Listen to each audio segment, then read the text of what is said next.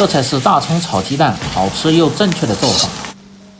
大家好，我是刘毅。过年了，今天跟大家分享一道年夜饭——大葱炒鸡蛋的家常做法。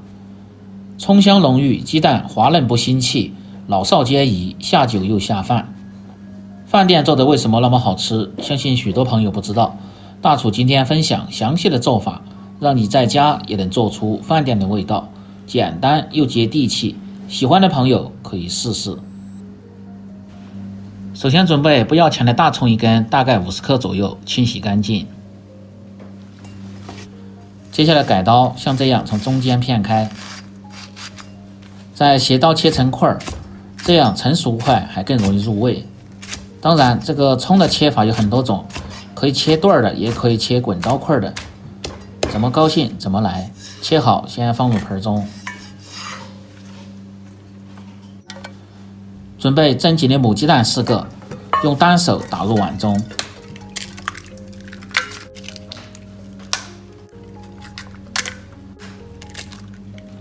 打好后，简单调个底味，放入少许的盐，料酒稍微多一点，再放入适量的淀粉水，可以使炒出的鸡蛋更加的滑嫩，而且可以减少吸油。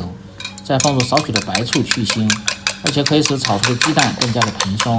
用筷子向着一个方向快速的搅匀，搅至鸡蛋冒泡即可。食材准备好后，下面开始起锅烹饪。起锅，先把锅烧干，这样可以防止炒鸡蛋的时候粘锅。烧至锅底冒烟，放入适量的葱油，先把锅像这样润一下。油热后，保持中火下入鸡蛋液。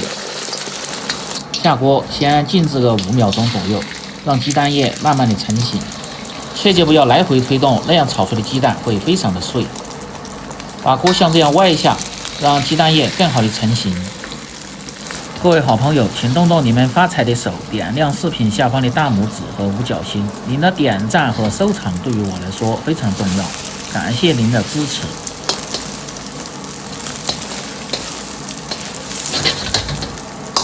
把鸡蛋保持中火炒至定型，再用勺子划成大小均匀的块儿。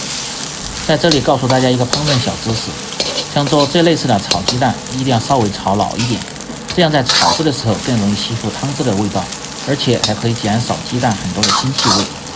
成型好，吃着香，颜色还好看。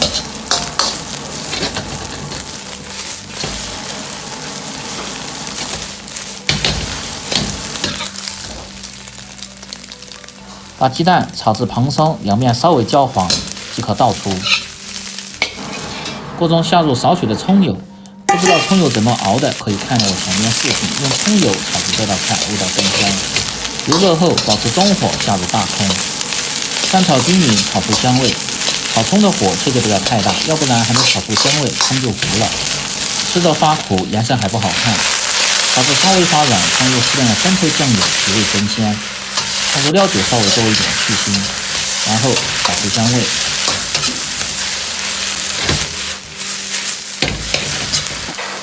调味放入适量的盐和少许的白糖和味提鲜。把调料炒匀后，接着倒入鸡蛋。这时候火可以稍微开大一点，这样可以减少出汤汁，而且还能让各种鲜香味很快的融合。快速的翻炒几下，翻炒均匀。炒出锅气，炒出香味，切记不要炒得太久。最后再放入少许的葱油，增加香味和鲜亮的颜色。稍微翻炒即可出锅，装入盘中。